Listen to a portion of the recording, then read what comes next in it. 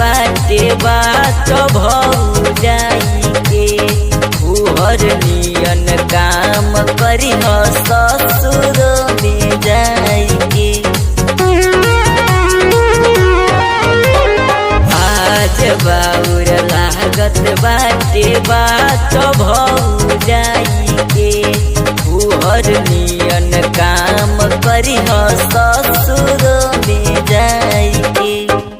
घर भर के ना हमर एको कहानवा करेलू के ननदो भेली के रोटी गोड़े पकाए बेला नवा धरेलू के ननदो भेली के रोटी गोड़े पकाए बेला नवा धरेलू।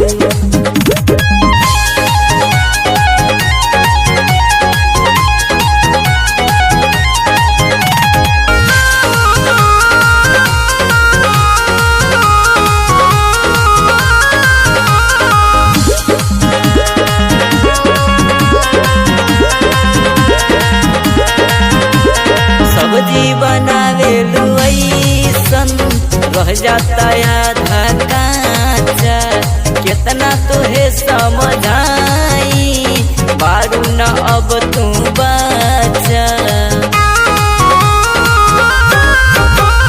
सब्जी बनावेलू ऐसन रह जाला आधा काचा कितना तोहे समझाई बारू नयब तू बचा। कोहरे नयावे चूल्हा चौका झूठो होम साइंस पढ़ेलू के ननदो भेली के रोटी गोड़े पकाए बेला नवा धरेलू के ननदो भेली के रोटी गोड़े पकाए बेला नवा धरेलू।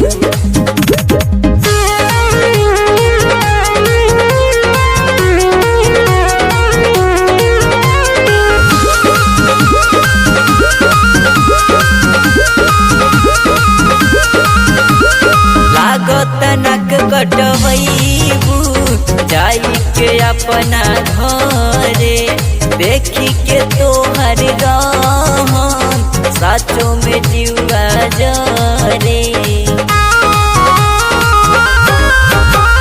लागत नक कटवैबू जाई के अपना घरे देखी के तोहर रहन साचो में जीवा जरे।